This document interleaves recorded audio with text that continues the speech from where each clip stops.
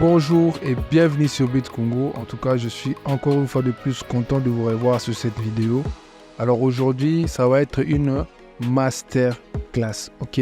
C'est une question que de nombreux de gens posent encore, à laquelle je vais répondre dans cette vidéo, ok? Ensemble, nous allons voir maintenant comment vous pouvez investir dans les crypto-monnaies. Ok, c'est une masterclass. C'est une vidéo qui va prendre du temps, c'est normal parce qu'il faudra que je vous explique tout dans le moindre détail afin que vous puissiez avoir de bonnes informations avant le prochain bull run, donc avant les prochains marchés aussi des cryptos qui arrivent. Alors restez là, si vous voulez comprendre, en tout cas je vous en prie, regardez cette vidéo du début à la fin. Alors la vidéo sera scindée en deux parties. La première partie, on va voir d'abord l'analyse fondamentale. Comment vous pouvez faire l'analyse fondamentale des projets crypto sur lesquels vous souhaitez investir.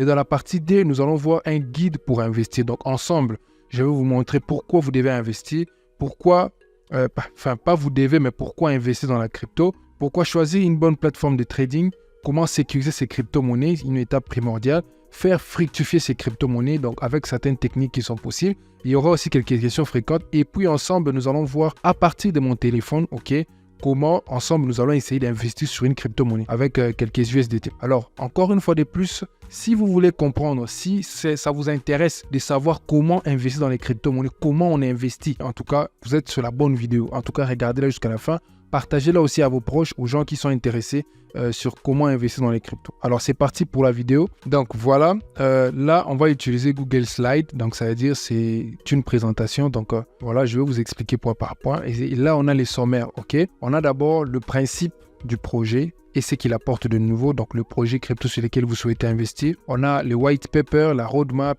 et les tokenomics. On a la légalité du projet, on a l'équipe qui est derrière le projet, la présence sur les réseaux sociaux et les cas d'usage du token, la capitalisation boursière, sur quel échangeur est votre token et les tokens sur lesquels vous souhaitez investir, à vérifier sur CoinMarketCap. Il y a quelques questions de plus avant de vous lancer.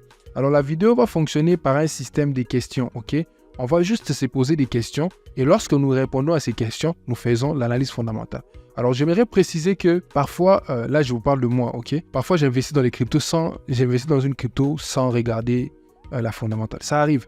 Mais pour des projets solides sur lesquels je souhaite mettre une bonne partie de mes revenus, en tout cas, il faut que je comprenne au moins là où je mets mon argent. Parce que parfois, on a tendance à investir dans les cryptos tout simplement parce que on pense que la crypto va brûler des zéros ou bien on pense que la crypto va atteindre $1 alors qu'en réalité on ne devait pas regarder ça. En réalité on devait regarder par exemple ici l'utilité du token, voilà sa capitalisation boursière, des informations sensibles comme telles parce que ce sont ces informations qui vont nous donner une confiance lorsque nous investissons. Donc introduction, l'analyse fondamentale c'est l'étude qui permet d'évaluer un actif boursier avec les facteurs internes et externes pouvant influencer sa valeur future sur les moyens et les longs termes. En tout cas, je vous invite vivement à retenir cette phrase. On répète encore une fois ensemble avec vous. L'analyse fondamentale, c'est l'étude qui te permet, toi en tant qu'investisseur, d'évaluer une crypto-monnaie ou un projet crypto avec ces facteurs qui sont internes ou externes. C'est des facteurs qui peuvent influencer sa valeur future sur les moyens et sur les longs termes. Je pense que vous l'avez retenu, c'est important. Alors, on commence par le premier point, le principe du projet et ce que les projets apportent de nouveau. On a 4 questions, ok? La première question, c'est le projet résout-il des problèmes dans le monde réel? La deuxième question, est-ce que le projet sur lequel je souhaite investir, il résout les problèmes ou bien il vient juste faire des tâtonnements? Alors, la troisième question, ces projets-là, cette crypto, ces projets, se différencient-ils de projets similaires et comment? Alors, la quatrième question, est-il le plus efficace dans son domaine? Alors, ça veut dire quoi? Je vous invite vivement à pouvoir noter ces questions. Ou bien je vais voir dans quelle mesure je veux peut-être vous créer un document Drive où je vais vous mettre toutes ces questions, où je vais mettre avec des cases à cocher. Ça va être comment? Ça veut dire que lorsque je suis devant un projet crypto que je souhaite investir, par exemple le Bitcoin, je regarde, je vais investir sur le Bitcoin. Bon, ok. On commence par les premiers points, les principes du projet et ce qu'il apporte de nouveau. Je regarde les bitcoins. Je lis la première question. Je dis, le projet résout-il le problème? Est-ce que le bitcoin résout un problème dans le monde réel? Oui, parce que le bitcoin, par exemple, résout les problèmes des paiements. Aujourd'hui, je peux envoyer de l'argent à quelqu'un qui est au Japon en payant moins de $1 de frais. Alors qu'avant, avec les banques, je devais payer énormément de frais et puis ça devait prendre 7 jours. Ça dit que le problème, Bitcoin résout ces problèmes. Je coche très bien à la première question. Donc, ça dit, je coche très bien pour la première question. Je viens à la deuxième question. On est toujours dans le Bitcoin. Est-ce que le Bitcoin est le seul à résoudre les problèmes des envois? Je dis non, le Bitcoin n'est pas le seul parce qu'il y a Ethereum, il y a d'autres cryptos que je peux maintenant envoyer. Il y a même les USDT. C'est pas grave. On coche non, il n'est pas le seul à résoudre les problèmes. 3. Est-ce que les Bitcoins se différencient-ils de projets similaires? Et comment? Parce qu'on a vu qu'il n'est pas le seul à résoudre les problèmes. Bon, est-ce que s'il n'est pas le seul, est-ce qu'il se différencie, de projets qui sont similaires à lui? Oui. Pourquoi? Parce que les Bitcoins fonctionnent avec la preuve de travail, il est solide, il est robuste, et voilà, vous connaissez toutes les informations sur les Bitcoins. La quatrième question, est-ce qu'il est le plus efficace dans son domaine? Je dirais oui. Parce qu'avec les Bitcoins, il n'y a presque pas de plafond en fait. Certaines cryptos, vous pouvez envoyer de l'argent, mais parfois on va vous dire d'envoyer peut-être 100 000 $ seulement pour une transaction, ou bien par jour, ou bien des histoires comme ça. Mais avec les Bitcoins, je ne pense pas qu'il y a des limites, surtout lorsque vous utilisez des wallets qui sont décentralisés. C'est comme ça que vous devriez faire l'analyse fondamentale. Donc vous prenez une crypto, si vous ne connaissez pas ces informations, vous tapez la crypto sur Google. Vous essayez de répondre à toutes les questions que nous allons voir ici. Et ce n'est qu'en répondant aux questions. Si vous voyez qu'ils répondent majoritairement, le projet crypto sur lequel vous souhaitez investir répond majoritairement à ces questions, vous les gardez et puis vous pouvez prendre votre décision si vous allez investir ou pas. Mais du moins, vous devriez répondre à ces questions. Je ne sais pas si vous voyez. Donc, je vous invite à noter ces questions dans un carnet, dans votre téléphone. Ce sont des questions auxquelles vous allez commencer à répondre avant de mettre même un rond des USDT dans un projet crypto. On passe au point suivant. Alors, le white paper, la roadmap et la tokenomics. Alors, avez-vous lu le white paper, la roadmap et les tokenomics du projet? Bon, ça, ce sont des parties qui sont parfois trop techniques. Mais c'est important à lire. Pourquoi je dis ça? Parce que bon, avec les white paper, par exemple, et la roadmap et les tokenomics, tout ça, les white paper, c'est un livre blanc. C'est un livre dans lequel, c'est un document PDF dans lequel un projet crypto ou les fondateurs d'un projet crypto expliquent, c'est quoi son projet, qu'est-ce que ça résout, tout ce que vous voyez, toutes les questions qu'on s'est posées là. C'est dans le white paper que vous allez trouver des réponses. Parfois, c'est en anglais, mais vous pouvez les traduire en français. Il y a la roadmap. La roadmap, c'est aussi une information qui est contenue dans le white paper. La roadmap, c'est tout simplement le projet crypto. Ils ont des dates clés. C'est-à-dire que quand ils lancent un projet crypto, ils peuvent se dire, bon, dans 3 mois, nous allons sortir un échangeur. Dans 4 mois, par exemple, il y aura telle chose qui va arriver. Tu vois, c'est ce qu'on appelle la roadmap. Et les tokenomics, c'est tout simplement token économique, c'est l'abréviation des tokens économiques. Ça veut tout simplement dire la façon dont les gens qui sont derrière le projet crypto que tu souhaites investir vont gérer la trésorerie. C'est-à-dire ils vont gérer l'argent que ces projets vont engendrer. Alors, comment vous pouvez voir la white paper et la roadmap et les tokenomics? Je vous montre. On va aller sur CoinMarketCap.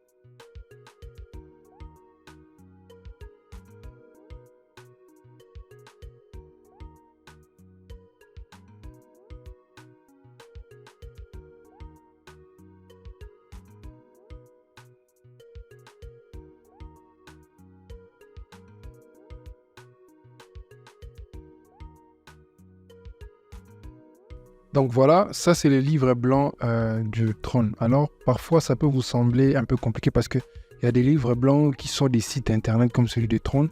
Il y a des livres blancs qui sont des documents PDF. Si vous voulez bien les lire, vous pouvez les traduire en français, vous allez lire, vous allez comprendre. Mais moi ce que je vous proposerai en tout cas, c'est de ne pas trop lire ça dans la totalité parce qu'il y a trop d'informations techniques ici. Mais ce que vous devriez faire par contre, vous faites comme moi, On va venir ensemble sur Google. Voilà, on va chercher, on va aller sur Google par exemple. Voilà, là on est sur Google. Je vais taper qu'est-ce que le Tron. Ouais, on me dit qu'est-ce que le Tron et comment ça fonctionne, tu vois. Deuxième article de CoinHouse. Bon, CoinHouse, il est quand même mieux. Coin Academy aussi, il est mieux parce que ce sont des sites où ils proposent des formations gratuites via des articles. C'est comme Binance Academy. On clique par exemple TRX, donc Tron. Qu'est-ce que c'est?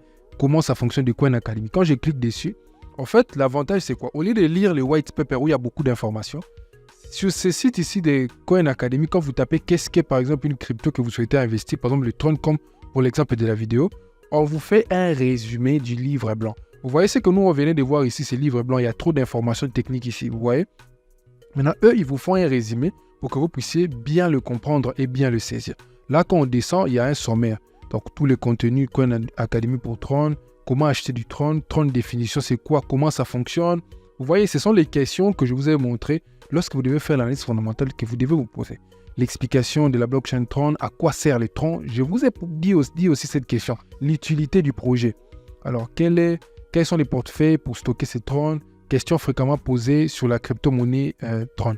Donc là, vous avez comment ça fonctionne. Vous allez lire l'explication de la blockchain de Tron, à quoi sert le Tron. Voilà, il sert à supprimer les intermédiaires sur les marchés du contenu, une rémunération plus directe pour les créateurs. Donc tu vois, quand tu vas lire ici, tu vas plus avoir d'éclaircissements par rapport à si tu lis toi-même les white papers parce qu'il y a trop de termes techniques. Donc c'est un peu ça, la façon dont on veut voir un white paper. Bon, si vous voulez, venez parce qu'on a vu les livres blancs, la tokenomics et la roadmap. Ok? Donc si vous voulez voir la tokenomics, vous tapez sur Google le nom de la crypto et puis tokenomics, comme j'ai écrit là. Tokenomics comme ça. Donc ça dit Tron Tokenomics. Vous prenez par exemple les liens des Token Insight ici quand vous cliquez dessus. Alors comme je vous ai dit comme je vous ai dit avant dans la vidéo là, donc la tokenomics c'est tout simplement l'abréviation de token economy. C'est la façon dont, ok, la trésorerie du projet crypto sur lequel vous souhaitez investir gère de l'argent. Donc s'il gère la trésorerie. Là on voit, par exemple ça c'est la trésorerie des Tron. C'est ces trucs que vous voyez. C'est-à-dire 40% des tokens qui sont produits de Tron lorsqu'ils sont minés, c'est vendu au public, tu vois, public sale, et c'est 40%. Alors la fondation Tron, donc lui-même l'entreprise Tron, lui, il garde 34,33% de toute l'offre qu'il y a, et il y a aussi une partie où il y a private sale, ça veut dire les ventes en privé qu'ils font, ça c'est 25,7%. Donc là, les bons projets crypto, souvent, je ne dis pas à 100% souvent, c'est lorsque il y a plus, il y a une différence même de 10% ou bien de... C'est lorsque nous avons la grande partie des tokens qui sont vendus en public. C'est-à-dire que lorsqu'on dit que les tokens sont vendus en public, c'est-à-dire moi et toi, si on détient des Tron, on est dans les 40%.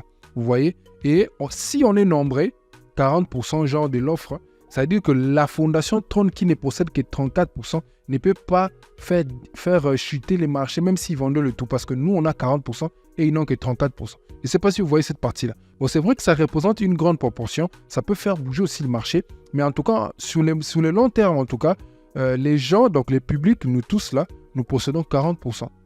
Tu vois, et ça, c'est un bon projet. Ça veut dire que c'est un projet où tu as quand même l'espoir, parce que souvent, tu verras des projets crypto où l'équipe derrière garde 60%. Ce n'est pas intéressant. Surtout des shitcoins, des histoires comme ça, où l'équipe qui est derrière garde 80%. Ça veut dire que l'équipe qui est derrière, quand il garde 80% du token, de toutes les pièces qui sont émises, ça veut tout simplement dire que s'il s'est réveillé un matin, il vendait le tout, mais tout le monde là n'existe plus parce que les 20% uniquement reviennent au public. Vous voyez un peu l'importance de regarder la tokenomics, donc la token économique. Là aussi, nous allons voir la roadmap. Donc, vous tapez juste Tron roadmap. Donc, vous tapez la crypto que vous souhaitez checker la roadmap et puis vous écrivez roadmap. Là, on va chercher par exemple des liens. Vous regardez très bien là, on dit par exemple feed, event, news, tout ça. On clique un peu dessus pour voir. Voilà, donc ça, c'est une roadmap. Tout ça. Et la roadmap, ça signifie quoi? La roadmap, c'est tout simplement... comment je peux bien vous expliquer ça? C'est tout simplement les objectifs que ont un projet crypto sur les longs termes. C'est-à-dire que lorsqu'un projet crypto est créé, ils se disent quoi? Ils se disent, d'ici 30 jours, on souhaiterait avoir par exemple autant d'abonnés sur Twitter, autant par exemple d'utilisateurs de notre crypto. D'ici, comment dirais-je, une année, nous souhaiterons être listés sur Binance. Tu vois un peu, ça dit que ce sont des roadmaps, c'est-à-dire que ce sont des événements qui peuvent arriver. Alors pourquoi c'est important de regarder ces événements? Parce qu'il y a parfois des événements qui vont influencer en bien le prix. Par exemple, si la crypto sur laquelle vous souhaitez investir n'est pas encore sur Binance et que vous regardez dans la roadmap, on vous dit par exemple à telle date, il sera listé sur Binance. Ça veut dire que pour vous déjà, lorsqu'il sera listé sur Binance là, ça va faire monter les prix, c'est normal. Alors vous pouvez vous dire que non, comme il est là, il va être listé, alors je vais essayer d'acheter et il va monter pendant qu'on va les lister. Tu vois un peu le truc. Alors là, on nous dit during the world time of Tron monitoring, 297 events were added. C'est-à-dire, depuis que le projet Tron a été lancé, il y a 279 événements qui ont été ajoutés à la roadmap. Donc, il y a eu qui soient listés dans les échangeurs, qu'il y ait des AMA, qu'il y ait des reports, qu'il y ait des announcements, qu'il y ait des meet-ups même en réel comme ça et tout, qui brûlent de tokens, qu'il y ait des updates sur les réseaux, qui font aussi des branding, oui, partenariats. Donc, tu vois que tu peux voir de façon professionnelle les projets sur lesquels tu souhaites investir. Comment est-ce qu'il peut être optimal? C'est ce que je veux vous expliquer dans cette masterclass. Alors là, on est de retour ici. On va continuer avec notre Google Slide. La légalité du projet. Alors ça, c'est aussi un point très important à savoir parce que vous ne pouvez pas investir sur un projet crypto qui vous dit que non, ok, ce projet va faciliter la vente de la drogue. Ça n'a pas de sens parce que ce n'est pas quelque chose de légal, tu vois. C'est que ces projets faits dans la vraie vie, ce n'est pas quelque chose de légal, tu vois un peu. Donc, tu ne peux pas investir sur un projet où on dit ça va faciliter aux gens de payer la drogue ou bien de faire des histoires qui sont controversantes. C'est-à-dire, savez-vous quel pays qui est visé par ces projets, les projets basés où? Est-ce que dans le pays où ces projets-là est-ce qu'on permet, par exemple, les cryptos, est-ce que c'est quand même un pays progressiste? Est-ce qu'ils permettent les activités que le projet fait derrière? Connaissez-vous la réglementation qui s'y applique en matière de crypto-monnaies? Le projet vous semble-t-il légal ou il doit s'appliquer? Sinon, est-ce qu'il existe un moyen pour le projet de contourner les lois locales? Est-ce que ça vous paraît réalisable? Donc, est-ce que le projet que vous souhaitez investir là, de l'argent, est-ce que c'est réalisable? C'est-à-dire, si c'est un projet qui compte, par exemple, résoudre un problème dans la vraie vie, est-ce que ces problèmes-là, le projet-là peut résoudre ça? Pensez-vous qu'il présente bien le projet? Donc, c'est-à-dire, est-ce que l'entreprise, quand vous lisez la roadmap, vous lisez l'objectif du projet, est-ce que vous sentez vraiment que ce projet va résoudre ces problèmes? Est-ce qu'ils présentent bien eux-mêmes leur projet? Il y a la roadmap, donc est-ce qu'elle semble-t-elle réalisable? On vient de voir la roadmap. C'est-à-dire, quand vous regardez, ils ont des objectifs. Il y a des objectifs parfois qui sont irréalisables. Alors, vous devez vous poser la question, est-ce que ces objectifs sont réalisables? Est-ce que vous êtes sûr que l'équipe peut atteindre ces objectifs commerciaux? Donc, ce sont des questions très importantes. Okay? Au début, j'ai dit que je pouvais vous faire un document sur ces questions. Alors, si vous avez vraiment besoin de ces documents, écrivez-moi en commentaire document. Comme ça, je vais vous faire ça et puis je vais vous envoyer dans le groupe Telegram. OK? Sinon, vous pouvez vous-même déjà écrire ces questions dans une feuille. Et comme je vous ai dit au début, à chaque fois que vous souhaiterez investir sur une crypto, vous devez répondre à ces questions avant d'investir, avant de mettre le moins de sous. Alors, l'équipe qui est derrière le projet. Alors, c'est quand même important parce que parfois, vous avez des projets crypto où vous ne savez même pas qui a créé ça. Vous ne savez même pas qui est qui dans ces projets-là. Alors, vous ne savez même pas si ces gens-là existent. Donc, c'est vraiment compliqué ou paradoxal de voir que des gens investissent sur des projets comme ça. Il faut connaître. Alors, comment on fait pour connaître? Il y a quelques questions. Est-ce que savez-vous qui sont les membres de l'équipe? Donc, ça dit les fondateurs, les PDG, les développeurs. Est-ce qu'ils ont un profil LinkedIn? Est-ce qu'ils sont trouvables sur... Est-ce que vous pouvez trouver ces gens-là sur Google? Est-ce que vous pouvez les retrouver sur Twitter, par exemple? Alors, quelle est l'expérience et sont-ils des experts dans leur domaine? Tu vois? Ont-ils parlé du projet lors des grands événements? Par exemple, lorsque Binance fait ses meet-up ou bien lorsqu'il y a des grands rassemblements sur les cryptos, est-ce que ces gens ont déjà parlé? Est-ce que ce sont des gens qui existent? C'est ça l'importance de comprendre derrière l'équipe du projet. Tu vois? Êtes-vous sûr que ces gens qui ont inventé ces projets crypto ne sont pas impliqués dans des fraudes ou dans des escroqueries dans le passé? De manière générale, pensez-vous qu'ils peuvent fournir les projets qu'ils promettent? Alors, je vais vous montrer comment vous pouvez voir... les gens qui ont créé par exemple un projet crypto. Alors on va toujours se rendre sur Google, on va toujours utiliser l'exemple du Tron. Donc voilà, là sur Google, j'ai juste essayé d'écrire l'équipe derrière le projet Tron, l'article des Cryptost. Donc c'est aussi pratiquement presque le même article que nous avons vu dans l'autre exemple où on voulait voir l'explication du white paper. Okay? Quand je clique dessus, c'est toujours presque le même principe. Donc vous voyez Tron in blockchain visant à devenir l'infrastructure centrale d'Internet décentralisée. Vous pouvez encore lire ici qu'est-ce que le Tron, l'écosystème, tout ça. C'est aussi un site où, quand vous cliquez, vous voulez savoir qu'est-ce qu'un projet crypto, vous pouvez aussi lire. Alors que ici, ce qui nous intéresse, c'est l'équipe derrière. Donc, on descend, on voit l'équipe et les partenaires de Tron. Tu vois, on dit que c'est les projets de la fondation Tron. Et on a la figure majeure du projet, c'est un monsieur qui s'appelle Justin Sun. C'est le fondateur et ancien PDG de la fondation. Voilà. Il y a le cofondateur qui s'appelle Lucien Chen, tu vois. Et voilà. Maintenant, ce qu'on va faire, on va aller chercher un peu Justin Sun ici, par exemple sur Twitter ou bien sur Google. Parce qu'il faut voir que, est-ce que cette personne existe? Est-ce qu'il publie régulièrement sur Twitter? Parce qu'il doit être régulier. C'est quand vous achetez des cryptos de Tron, ça dit que c'est lui qui a votre argent en quelque sorte. C'est vrai que c'est pas qu'il les possède comme ça, mais ça dit que la responsabilité du cours du projet dépend de ces gars ici. C'est vrai qu'on est dans un domaine décentralisé, mais la seule vraie crypto-monnaie décentralisée vraiment, c'est le Bitcoin. Pourquoi? Parce que Satoshi Nakamoto, on ne les connaît pas, ils n'existent pas. Mais pour toutes les cryptos où il y a des PDG, tout ça, c'est vrai qu'ils peuvent ne pas avoir, ils peuvent minimiser leur influence sur les projets, comme l'a fait Vitalik Buterin, donc les patrons d'Ethereum. Mais sinon, ce sont quand même des figures exemplaires qu'il faut vraiment prendre tout ce qu'ils disent au mot. Donc voilà, là, on est arrivé sur mon Twitter. OK. Je clique sur rechercher, par exemple. Je tape Justin, comme on vient de le voir. Sun, comme ça. Voilà, il apparaît. His Excellency, c'est même comme ça qu'il s'est fait appeler. HE, donc His Excellency, donc son excellence en français. Voilà, là on voit Tron DAO, Tron, tout ça, BitTorrent, tout ça. Donc voilà, donc je crois les fondateurs de Tron, c'est ces jeunes garçons ici. Enfin, ce monsieur, il est déjà milliardaire même. Je ne sais pas si je peux voir sa photo ici pour vous montrer.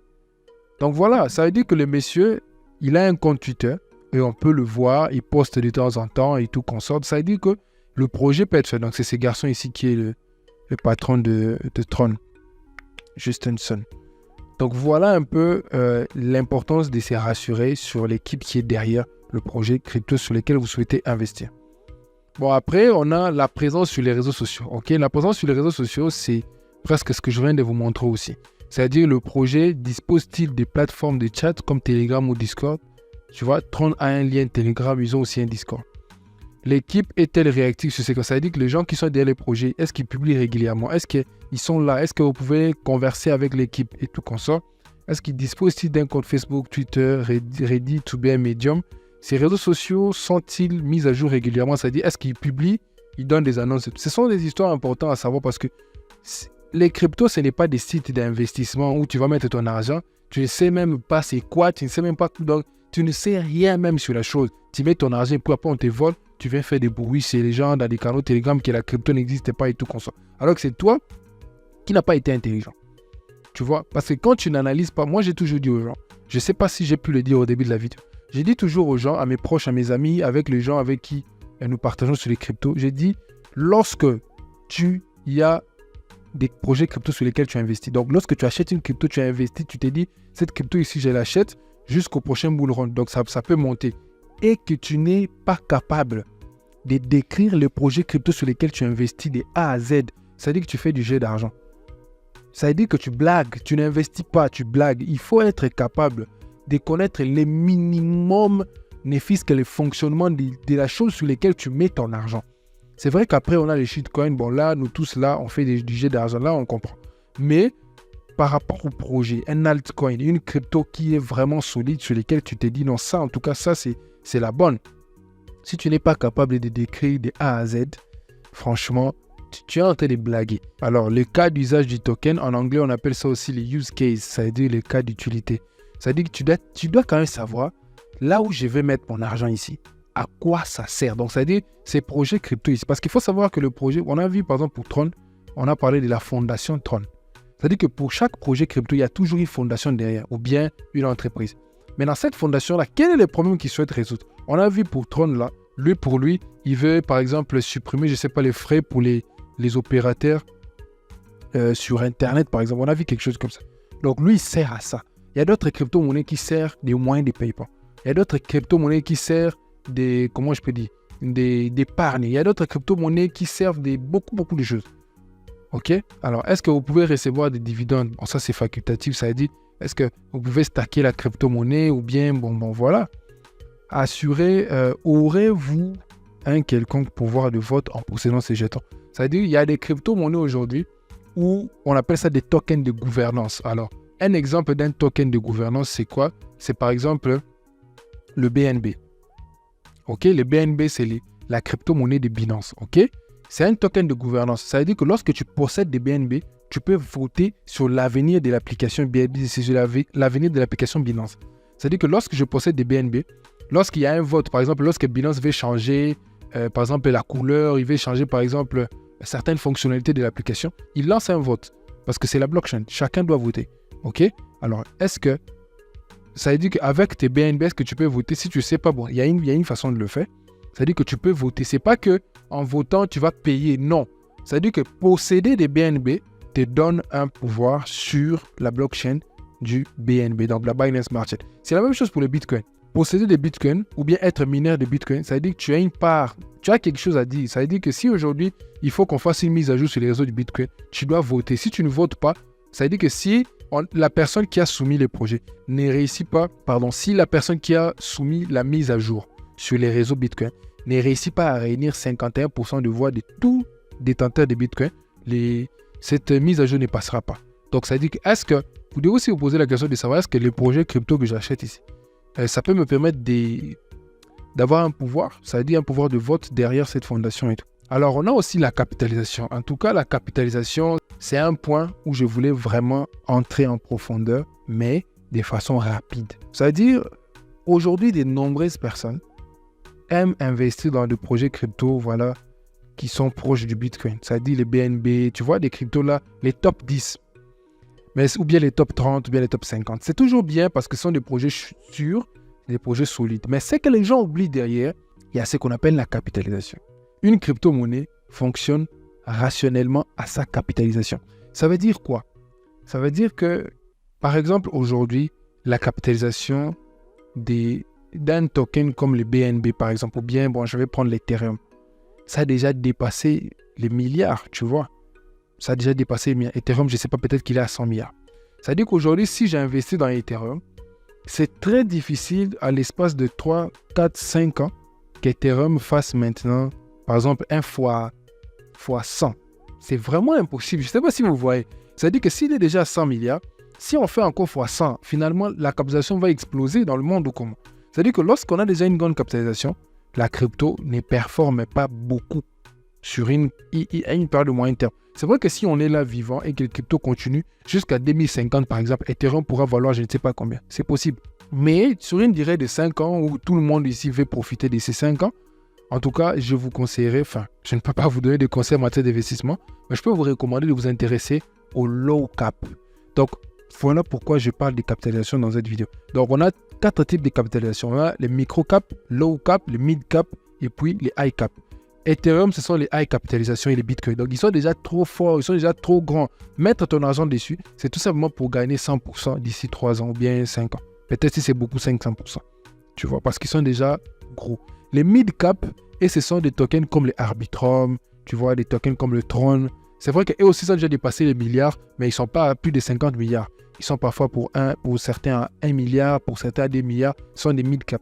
Eux, ils peuvent faire parfois 1000%, quelque chose comme ça. Mais les low-cap et les micro-cap, donc c'est-à-dire que ce sont des cryptos qui ont des capitalisations dans les millions.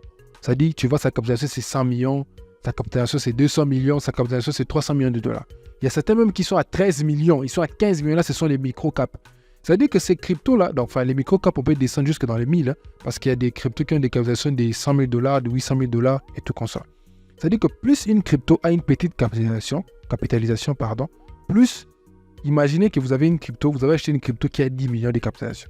Imaginez que la crypto atteigne 1 milliard de capitalisation. Vous savez s'il a fait fois combien? Donc, c'est-à-dire, vous pouvez faire 1 fois 100, 1 fois 500 par rapport à votre investissement de départ. Donc, il est important de comprendre la capitalisation. Je vais y revenir dans la partie pratique. Donc, retenez bien la capitalisation. La supply, c'est tout simplement l'offre en circulation. Ce n'est pas grand-chose. Mais la capitalisation, c'est important à savoir. C'est vraiment important. Je sais pourquoi je vous l'ai dit. Je vais revenir dans la partie pratique pour que vous puissiez bien comprendre. Alors, il faut aussi voir sur quel échangeur les tokens est-il disponible. est-ce qu'il est vérifié et tout qu'on sort. Voilà. Pour comprendre qu'un projet sur tel échangeur, c'est simple. Vous pouvez juste aller sur CoinMarketCap, comme on a vu Tron, vous descendez jusqu'en bas de la page. Vous allez voir, on va montrer Exchange, ça veut dire les échangeurs sur lesquels le projet est listé. On ne va pas perdre du temps à aller encore sur CoinMarketCap. Alors, on a quelques questions encore de plus avant de pouvoir vous lancer. Donc, ce sont juste quelques petites questions. Le projet est soutenu par une communauté solide parce qu'il faut noter qu'en crypto-monnaie, l'important derrière le projet, ce n'est pas celui qui a créé, c'est les gens qui mettent leur argent. Ça veut dire que c'est la communauté. OK? Et cette communauté-là, est-ce qu'elle est solide? Est-ce que la communauté réagit parfois? Est-ce que la communauté est ambitieuse? Vous devez savoir ça. Vous devez savoir aussi à quelle étape est les projets. Vous avez, on a vu la roadmap. Ça veut dire que c'est un programme qui est sur les projets. Alors, vous devez aussi savoir, par rapport à ces programmes-là, le projet actuellement, maintenant, au moment où j'ai fait la vidéo, il est à quelle étape? OK? En est-il encore à lever des fonds ou bien est-il dans une phase plus stable? Est-ce que les projets continuent à faire des levées des fonds? Quand on dit lever des fonds, ça dit que ce sont des launchpads, des stacking, des histoires où le projet derrière veut avoir un peu de l'argent pour financer certains projets, certains objectifs de sa roadmap. Alors, quelle est la probabilité que le projet grandisse encore? Est-ce que le projet peut encore grandir? Est-ce que le projet peut encore atteindre un certain nombre de gens? OK. Y a-t-il déjà un produit utilisable? Ça veut dire que est-ce que le projet derrière, il a déjà un site web, une application ou bien un Web3 wallet, un portefeuille ou bien quelque chose de comme ça? Parce qu'aujourd'hui, on a des crypto-monnaies qui ont leur propre portefeuille aussi. Par exemple, on a Trust Wallet qui a son token, OK, qui est aussi un token de gouvernance. On a aussi Near, donc la crypto-monnaie Near, qui a aussi lui-même son propre wallet. OK? Et sinon, si la crypto-monnaie, donc, il n'a pas de produits utilisables, quand est-ce que ces produits utilisables vont sortir? Parce qu'il y a certains cryptos qui disent aussi dans leur roadmap, tu vois, ils se disent, par exemple, le 10 novembre, nous allons sortir un portefeuille. OK? Est-ce que, s'ils n'ont pas encore de portefeuille, quand est-ce que ça va sortir? Parce que lorsqu'il y a un produit utilisable, il y a encore beaucoup plus des domaines en tout cas, à toucher. Je ne sais pas si vous voyez. Donc, dans la conclusion, là, on venait de voir les questions qui vont vous aider à faire l'analyse fondamentale. En tout cas, s'il vous plaît, je ne saurais plus répondre à une personne. Après cette vidéo, je ne saurais plus répondre à une personne dans le groupe Telegram qui va me demander comment on investit dans les cryptos. Parce que dans cette vidéo, je veux tout vous montrer. Je suis en train de tout vous montrer, de vous livrer les secrets pour lesquels les gens payent parfois. Juste à travers ces questions, si vous avez écrit ces questions quelque part et que vous avez fini de les répondre sur un projet crypto, vous êtes sur la bonne voie. Et que si vous voyez que la majorité des questions, quand vous répondez sur ces projets, sont quand même optimistes, vous êtes sur la bonne voie. Alors, on va maintenant passer à la partie guide et puis après, on va passer à la pratique sur mon téléphone. Donc voilà, là, nous venons dans la deuxième partie de la vidéo. OK, c'est la partie guide pour investir parce que nous venons de voir comment vous pouvez faire l'analyse fondamentale tout simplement. Je pense que vous avez bien compris comment faire l'analyse fondamentale. Si vous avez toujours des zones d'ombre, en tout cas, n'hésitez pas à poser des questions dans le groupe Telegram. Le lien du groupe Telegram est dans la description. OK? Alors, guide pour investir. D'abord, il y aura pourquoi est-ce que c'est intéressant d'investir dans les crypto-monnaies. Choisir une bonne plateforme de trading, ça c'est aussi important. Un bon portefeuille et tout. Sécuriser ces crypto-monnaies, c'est aussi une étape très primordiale parce que acheter ou investir dans les cryptos ne suffit pas. Il faut savoir comment sécuriser ces cryptos-là. Parce que comme nous sommes dans un domaine qui est open source, qui est sur Internet, parfois les gens se font voler leurs clés privées, les gens se font pirater leur portefeuille. OK? Et puis 4, nous allons faire fructifier ces crypto-monnaies. Donc il y a plusieurs techniques, les stacking, les trading et tout comme ça. Et puis nous aurons quelques questions fréquentes par rapport à comment investir dans les cryptos. Alors là, nous commençons directement avec pourquoi investir dans le crypto-monnaie. OK?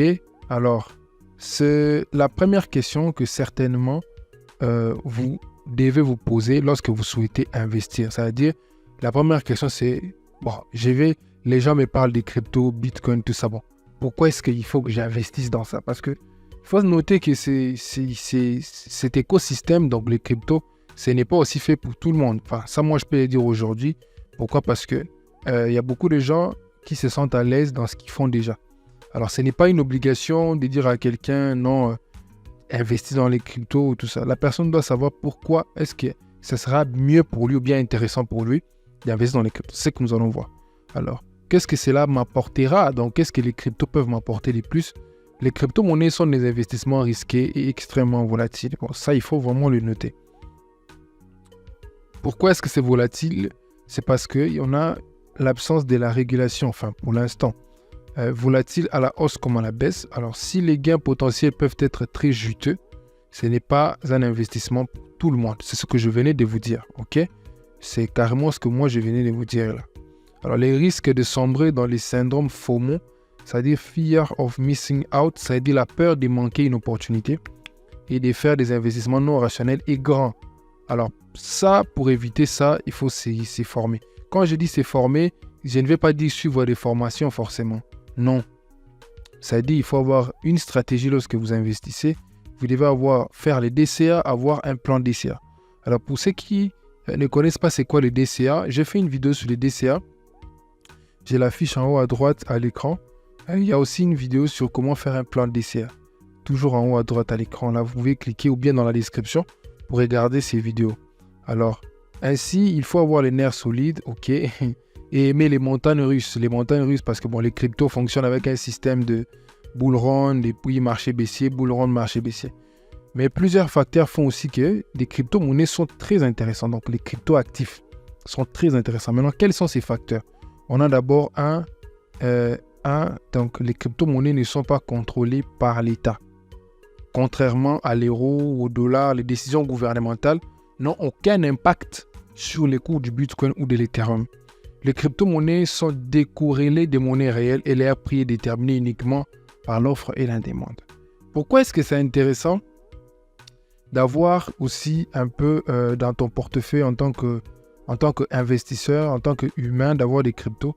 Tout simplement parce que ça te protège de l'État, tu vois.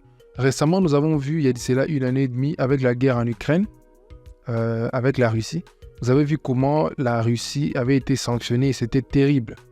Pourquoi? Parce que les réserves d'or parfois sont aux États-Unis et ils utilisent parfois les dollars pour faire certains échanges, tu vois. Comme ce sont des monnaies contrôlées par des gouvernements, voilà pourquoi vous avez vu que les sanctions ont atteint Moscou. Si Moscou utilisait les bitcoins, même si les États-Unis faisaient d'aucune sorte, il allait impacter avec des sanctions. Et puis, deuxièmement, on a les crypto-monnaies deviennent une valeur refuge. Alors, une valeur refuge, c'est quoi? Une valeur refuge, c'est une valeur à laquelle vous placez votre argent pour vous protéger, par exemple, de l'inflation, pour vous protéger, par exemple, de certains phénomènes de marché. Vous voyez? Certains phénomènes de marché. Donc, on a dit là, comme l'or, voilà, comme l'or, le bitcoin est rare, ok? Sa quantité est limitée à 21 millions de bitcoins maximum seront distribués. C'est cette rareté, ok, ça c'est important à savoir, qui lui donne toute sa valeur particulièrement recherchée en période de l'inflation, d'où la stratégie de certains d'acheter des bitcoins et de les conserver en attendant que leur valeur monte. En revanche, cela n'est pas le cas de tous les tokens, ok? Il y a plusieurs tokens, il y a plusieurs milliards de Shiba, donc voilà, ça c'est un shitcoin, ok? Ça, on veut tout simplement montrer que les cryptos deviennent une valeur refuge, comme je viens de vous expliquer, c'est quoi une valeur refuge. Et troisièmement, elle diversifie votre portefeuille, ok? C'est-à-dire que si vous avez un portefeuille en tant qu'investisseur, vous investissez dans la bourse, dans des entreprises et tout, qu'on sort dans vos autres business, vous pouvez aussi utiliser les cryptos comme un moyen de vous diversifier. Parce qu'on dit souvent en investissement qu'on ne met pas tous ses œufs dans le même panier. Je crois que c'est Warren Buffett qui l'a dit. Tout simplement pour montrer que lorsque vous investissez, voilà pourquoi il y a le grand de ces mondes dans l'investissement. Ils ont par exemple des règles, on appelle ça des règles des 40, je sais pas, 40, 30, 10, 10, 10. C'est-à-dire sur 100% de ce que vous gagnez, 40% va ici, 30% va là-bas, 10% peut-être va dans les cryptos, 10% autres vont dans les divertissements, tu vois. Il faut avoir un peu ces stratégies-là de diversifier votre portefeuille pour maximiser un peu vos rendements annuels, ok? L'investisseur avisé répartira toujours ses placements dans différents produits, comme je viens de vous le dire. Misez une petite somme d'argent que vous pouvez vous permettre de perdre en espérant un retour conséquent. Donc, c'est ça aussi l'investissement. Donc, il faut savoir miser ce qu'on est capable de perdre. Alors, c'est donc un pari sur l'avenir. D'ailleurs, de plus en plus d'investisseurs institutionnels y croient. Selon une étude de Fidelity, publié en 2021, 52% des répondants déclaraient avoir une position dans le Bitcoin ou autres actifs numériques. D'autres acteurs, et pas moindres, misent dessus, comme l'entreprise Tesla, donc Tesla, des Elon Musk qui fabriquent des véhicules, ils achètent des Bitcoins, et même des pays à l'image où on a les Salvador aujourd'hui, où les Bitcoins est autorisé comme monnaie légale sur les territoires depuis 2021. Alors, on passe à choisir une bonne plateforme de trading. Alors, pourquoi est-ce que dans choisir une bonne plateforme de trading, vous voyez que c'est vide? Parce que je ne peux pas vous recommander des plateformes parce que je n'aimerais pas être responsable de ce qui peut arriver après. Mais je peux vous donner juste une idée. ok Parmi les bonnes plateformes de trading, donc de stockage de crypto-monnaies que vous pouvez avoir, vous avez par exemple Binance.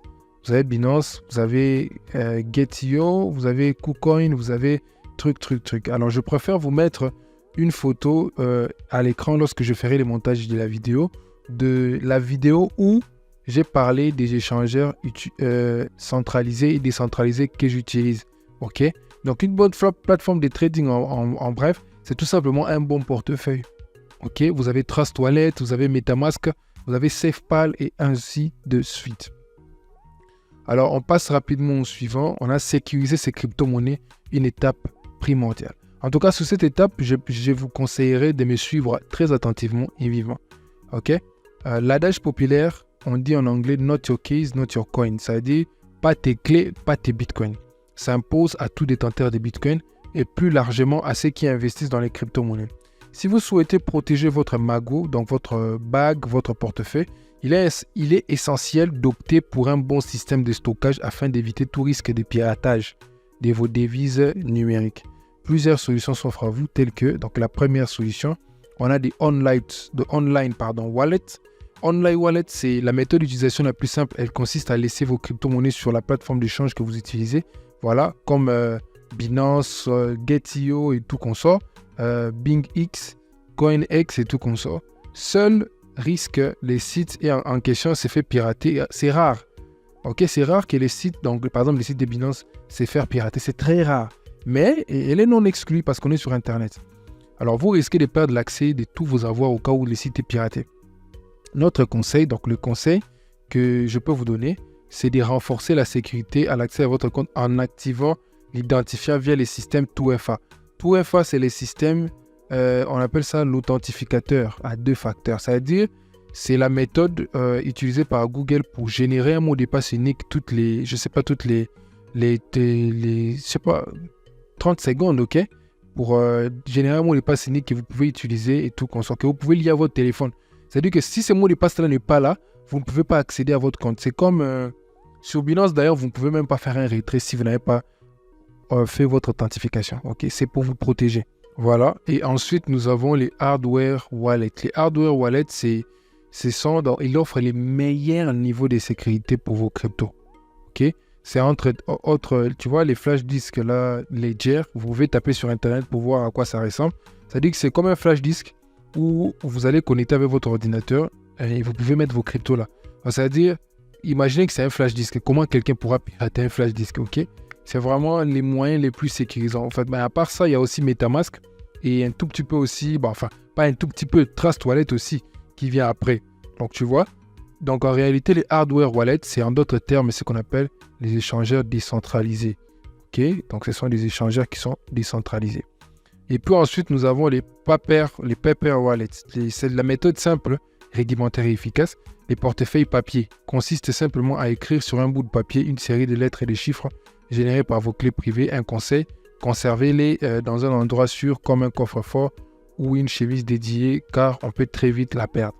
Ça, c'est lié à un hardware wallet. Ça veut dire que c'est un hardware wallet qui donne les 12 mots clés, ok, d'un portefeuille. C'est-à-dire que si je veux ouvrir un compte, acheter une Ledger, genre la flash disk de Ledger, ou bien ouvrir un compte MetaMask, MetaMask va me donner une série de 12 mots que je dois écrire sur un papier, que je dois garder très bonnement. Ok? Et la personne qui peut pirater mon MetaMask, pas pirater, mais prendre ce qu'il y a dans mon MetaMask, c'est la personne qui a accès à ces mots-là. Donc, il faut bien les garder. Voilà pourquoi ici, on dit même qu'il faut les mettre dans un coffre-fort et tout consort. Alors, on passe au point suivant.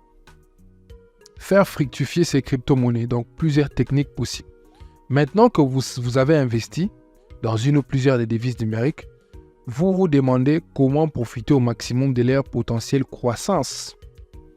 Ok, ça veut dire comment on gagne. Parce que les gens posent souvent la question dans les cryptos, comment on gagne. Voici 3 grandes méthodes à adopter en fonction de votre profil d'investisseur. Ça, c'est important à savoir. Ok, 3 grandes méthodes à adopter en fonction d'un profil d'investisseur. Chacun de nous n'est pas à l'aise pour faire du trading. Chacun de nous n'est pas appelé à faire des risques. Chacun de nous n'est pas appelé à faire tout ce que les autres font. Chacun doit trouver ce qu'il est appelé à faire pour qu'il se concentre sur ça. Ok? Premièrement, on a l'attente. En tout cas, ça, c'est la méthode par excellence. C'est la méthode que j'utilise le plus. L'attente, ça veut dire la technique la plus simple qui consiste à investir une somme de départ et de ne plus y toucher en espérant que les marchés seront haussiers. Tu vois? La majorité de mes investissements, moi, je suis dans l'attente. Je continue d'investir via la stratégie du DCA. C'est ce qu'on va voir même au suivant. Et je patiente. Je n'ai pas besoin de devenir millionnaire en un mois. En tout cas, ce n'est pas ce que moi j'ai comme objectif. Non, ce n'est pas ce que j'ai comme objectif. C'est-à-dire que je suis patient. J'investis, je suis réaliste, je suis patient. Donc l'attente, en tout cas, c'est la meilleure technique et la plus simple. Ok. Après, nous avons les dollar cost averaging. Enfin, les dollar cost averaging, ce n'est pas vraiment une technique comme telle, mais moi, je veux que vous puissiez prendre ça comme une stratégie. Alors, c'est tout simplement l'investissement programmé. C'est-à-dire, si vous avez par exemple le Bitcoin qui est là, vous voulez investir $100 sur le Bitcoin. Au lieu d'acheter directement $100 de Bitcoin, mais vous investissez $10, $10, $10, $10 jusqu'à 10. Donc, ça veut dire 10 fois $10, ça fait 100. OK? Vous investissez $10 aujourd'hui, $10 après 2 jours. Donc, c'est ça qu'on appelle les dollar cost averaging. C'est-à-dire vous investissez sur une crypto à des intervalles de prix. OK? Et ça, c'est... Vous voyez, comme je dis que l'attente ici, c'est la technique, la meilleure des techniques. Les dollar cost averaging ici, lui, il est la meilleure des stratégies d'investissement sur le crypto-monnaie. Et pour ensuite, nous avons le day trading. Si vous êtes à l'aise avec l'analyse des graphiques, donc ça, c'est pour ceux qui sont traders. Vous voyez, ils font l'analyse technique et tout, et que votre objectif est d'aller vous coucher en ayant réalisé les plus de bénéfices possibles. Vous êtes dans ce qu'on appelle le day trading. Avant de vous lancer dans cette pratique, vous devez réunir des conditions suivantes. Donc, avoir du temps, une tolérance à l'incertitude ou au risque et beaucoup de sang-froid pour supporter bien des hausses des marchés, des baisses de l'actif. Dans ces cas de figure, pensez à bien sortir de vos investissements via des stablecoins afin de limiter votre exposition. OK? C'est très important. Donc, ça, c'est pour les traders, ceux qui veulent trader. Les deux premières stratégies ici, les deux premières techniques ici, ça, c'est pour les investisseurs. C'est pour les investisseurs. OK? Ça, c'est pour les traders. Les stacking, c'est aussi pour les investisseurs. Ça, c'est pas pour les traders, c'est pour les investisseurs aussi. Donc, les stacking, c'est quoi? C'est la méthode propre aux cryptos. Ça veut dire que c'est comme si tu faisais de l'épargne dans les cryptos. Alors, théoriquement, cette méthode propre aux cryptos peut venir en complétant de l'attente mentionnée ci-dessus. Elle consiste à mettre ces cryptos à contribution pour les blockchains. En utilisant la proof of stake, en échange, vous recevrez un revenu qui dépendra de la crypto, de la durée d'immobilisation de vos cryptos, etc., etc. Si vous êtes débutant, même plus expert, laissez-vous guider, blablabla, ça c'est un lien qu'ils ont mis. OK? Donc ça dit que les staking, on ne va pas entrer en profondeur, OK? C'est juste de l'épargne dans les crypto-monnaies. Vous allez prendre vos cryptos, vous allez mettre ça quelque part. C'est comme si vous faisiez ce qu'on appelle dans le monde bancaire les DAT. Ça veut dire c'est un dépôt à terme dans les cryptos. Donc les stacking, c'est tout simplement un DAT. Ça veut dire les DAT dans le monde bancaire normal, c'est quoi? Les DAT, je peux déposer $100 à la banque, OK, en janvier. Je dépose ça en janvier. Au lieu de faire l'épargne, moi je dis à la banque, parce que quand on fait l'épargne en banque, on peut retirer notre argent qu'on veut. Vous voyez? Bien que c'est un épargne. Mais un dépôt à terme, ça veut dire que je peux déposer $100 en janvier. Je signe à la banque un contrat. Je dis que je vais récupérer cet argent uniquement en novembre. Je suis lié via un contrat à la banque. Et même si je mourrais, même si je ne sais pas comment les lois bancaires fonctionnent, mais même à l'extrême, tu ne vas pas toucher à ces $100 jusqu'à novembre. OK? Et c'est l'une des raisons pour lesquelles même les dépôts à terme ont plus de bénéfices que l'épargne normale. Vous voyez, au Congo, ici, par exemple, en RDC, pour l'épargne, on donne parfois 3% ou bien 3,5% pour les dollars. Mais pour un dépôt à terme, la banque peut aller à 15%. comme j'ai vu récemment Robank. Donc, vous voyez un peu. Donc, les stacking, c'est les dépôts à terme en réalité dans la vraie vie. Donc, les dépôts à terme, c'est les stacking des cryptos. Question fréquente, ok. Comment alimenter mon compte pour acheter des crypto-monnaies? Alors là, j'aimerais vous rappeler que je vends des USDT, ok. Je vends des crypto-monnaies, pas seulement des USDT, toutes cryptos que vous souhaitez avoir. Alors, je vous invite aussi à regarder la vidéo que j'ai fait sur comment acheter des USDT, des crypto-monnaies en République démocratique du Congo, ok. Comme ça, à partir de là, vous pouvez financer, vous pouvez alimenter vos comptes en achetant des crypto-monnaies chez moi, ok. L'autre question que les gens aussi se posent, c'est comment choisir les crypto-monnaies dans lesquelles investir. Alors, nous vous conseillons, je te conseille d'étudier le projet associé à la crypto. Là, on rentre à l'analyse fondamentale que je viens de vous montrer. Parce que les gens posent souvent la question, mais leader, montre-moi les cryptos que toi tu investis pour que moi je mette de l'argent. Moi, je ne peux pas te dire sur quoi j'investis. Toi, comment tu dois choisir les meilleurs? Tu dois étudier les projets derrière, via ce que je t'ai montré comme analyse fondamentale. Un peu comme vous pouvez étudier l'entreprise avant d'investir dans des actions.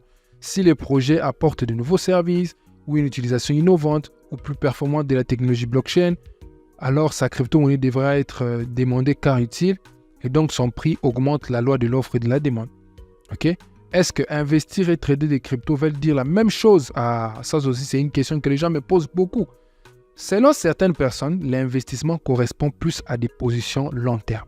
Je suis d'avis. C'est-à-dire, trader signifie pas investir dans les cryptos forcément. Investir, c'est lorsque on achète des cryptos pour garder pour le long terme. Par exemple, détenir des bitcoins pendant 3 ou 5 ans, 8 ans même. Ça, tu n'as pas tradé les bitcoins. Enfin, c'est vrai que pour acheter, tu as tradé les bitcoins, mais tu as investi dans les bitcoins parce que tu t'es vu donner, dans ce cas de figure, donc un objectif à long terme. À l'inverse, le trader, lui, c'est le quotidien, le day trading, comme nous venons de le voir. Plutôt des multiples transactions à court terme, parfois quelques fractions de secondes, avec une approche plus spéculative. Ah, ça c'est aussi, ça j'aime. Comme l'utilisation des effets de levier ou la vente à découvert. Ah, ça j'aime. Donc c'est-à-dire, le trader, lui, c'est la spéculation. Ok? Où est-ce qu'il y a trader ici? Voilà. Trader, lui, c'est la spéculation. L'investisseur, lui, c'est la détention donc de positions long terme. Vous voyez, ça c'est l'investisseur. Donc voilà un peu pour comment les guides pour comment investir, pourquoi investir. J'aimerais aussi ajouter, il y a des questions que les gens se posent aussi parce que là on a vu comment alimenter son compte. Il y a des gens aussi qui se posent la question comment retirer de l'argent. Comment je vais retirer mon argent. Bon, si vous rejoignez mon groupe Telegram, vous m'écrivez en privé parce que moi je ne vais jamais vous écrire en privé. Ok. Quand vous allez rejoindre le groupe Telegram et que vous avez besoin des USDT, vous écrivez juste un message. Vous avez besoin des cryptos, vous écrivez juste un message. Et je vais vous demander nettement de m'écrire en privé. Et ensuite, on pourra garder contact. Donc, lorsque vous achetez des USDT chez moi, cela veut tout simplement dire que lorsque vous souhaiterez aussi récupérer vos fonds, je serai toujours là pour vous accompagner, quel que soit le montant. Alors, voilà un peu. Là, on a été dans beaucoup de théories. Et je pense que vous avez compris, en tout cas, comment est-ce que vous pouvez investir. Donc, à partir de l'analyse d'abord fondamentale et les guides pour investir aussi. Je pense que vous avez vraiment compris quelque chose. Maintenant, ce qu'on va faire, après que tu aies étudié le projet, après que tu aies compris pourquoi est-ce que tu aimes investir dans les cryptos, après que tu aies choisi une bonne plateforme de trading, ok, tu aimerais maintenant acheter une crypto-monnaie. Là, on va se rendre dans mon téléphone, sur mon Binance. Je vais vous montrer comment je vais essayer d'investir sur une crypto-monnaie que je vais sélectionner tout simplement au hasard. Donc, on va considérer que c'est comme si j'ai fait des études, j'ai fait l'analyse fondamentale et tout qu'on sort. Je vais maintenant acheter pour que vous puissiez voir comment vous allez commencer à acheter vos cryptos via des USDT. Donc, j'aimerais noter ici que pour le moment, à Binance en RDC, on n'utilise pas encore la carte de crédit. Donc, si vous voulez acheter des cryptos encore une fois, vous rejoignez mon groupe Telegram, contactez-moi en privé et vous allez vous procurer vos crypto-monnaies sans problème dans le bref délai avec le plus de confiance possible sur les marchés. Okay. Et avec un meilleur taux, même, un meilleur taux d'achat et de vente. C'est lorsque vous achetez par exemple des USDT chez moi, ces USDT arrivent dans votre portefeuille, c'est là que vous pouvez maintenant investir dans une crypto-monnaie. Ok. Merci en tout cas encore une fois avant qu'on passe à la pratique. d'avoir suivi cette masterclass. En tout cas, je pense qu'elle vous a vraiment aidé. Alors, si c'est le cas, en tout cas, n'hésitez pas à partager cette vidéo à vos proches, à des gens que vous pensez qui sont intéressés par les cryptos, mais qui ne savent pas par où commencer ou comment faire. Alors, on passe dans mon téléphone. Donc, voilà. Là, on se retrouve dans mon téléphone, donc dans mon portable. OK, on va venir dans mon portefeuille Binance, donc Binance.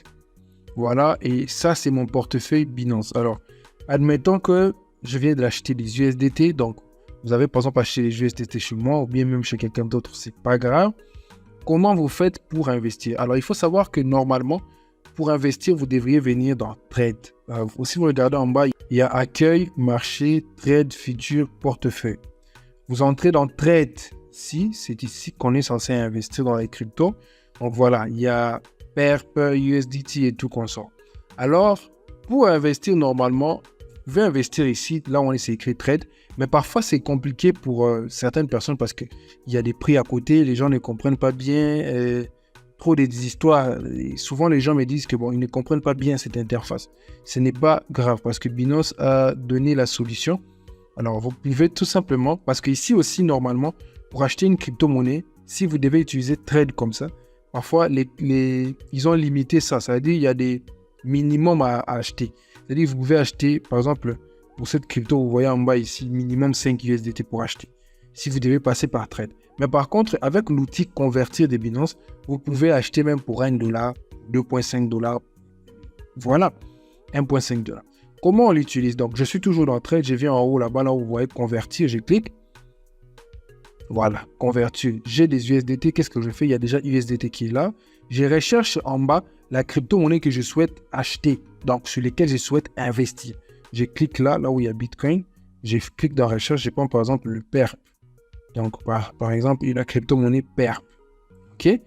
J'ai sélectionné la crypto-monnaie PERP. Je mets pour combien je souhaite acheter des PERP. Par exemple, je souhaite acheter ça pour 2,5 $, par exemple, 2,5 USDT.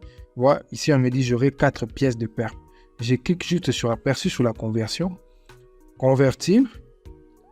Et voilà, j'ai investi dans la crypto-monnaie PERP. En un clic, sans même beaucoup regarder un graphique, sans trop de calculs. Je viens d'investir 2,5 USDT dans le PERP et ça m'a donné 4 pièces de PERP. OK? Donc, voilà un peu comment vous pouvez investir dans les cryptos à partir de votre téléphone. Comment vous gagnez? On vient de voir ici dans la partie littérature, il y a l'attente. Donc, comme j'ai acheté des PERP, si je reviens derrière, je regarde qu'aujourd'hui, une pièce de PERP est à 0,61 $. Demain, si une pièce de PERP atteint 10 $, tu vois, j'ai dépensé 2,5, mais je pourrais peut-être gagner combien? 20 $. C'est-à-dire que si j'avais investi 25, j'allais gagner 200. Si j'avais investi 250, j'allais gagner 2000. Vous voyez un peu, c'est parce que j'attends, parce que le PERP va quitter des 0,61 à 10 $ peut-être dans une année ou deux. Donc, c'est comme ça qu'on gagne. Arrêtez de vous faire avoir par des gens qui vous disent que dans les cryptos, tu mets aujourd'hui, après un mois, Non. Vous allez vous faire manger, vous allez vous faire dépenser votre argent. Alors, restez concentré sur l'investissement, restez concentré sur les longs termes. Et vous-même, vous allez voir que tout ira mieux. Vous allez moins vous inquiéter. Et puis, l'avenir va vous donner les meilleurs qu'il y a dans le miel. OK? En tout cas, je suis content de vous revoir dans cette vidéo. Pour aujourd'hui, nous allons conclure à partir de mon téléphone. Donc, merci beaucoup. Je tenais à cœur de vous faire cette vidéo sur comment investir en tout cas. Je pense que cela vous a aidé. Je pense que si cela vous a aidé, écrivez en description, en commentaire de la vidéo que ça m'a aidé, leader, ça m'a aidé. Ça me motivera encore à vous faire beaucoup plus de vidéos pour que vous puissiez, que ça vous aide avant le prochain marché aussi. Ciao, à la prochaine.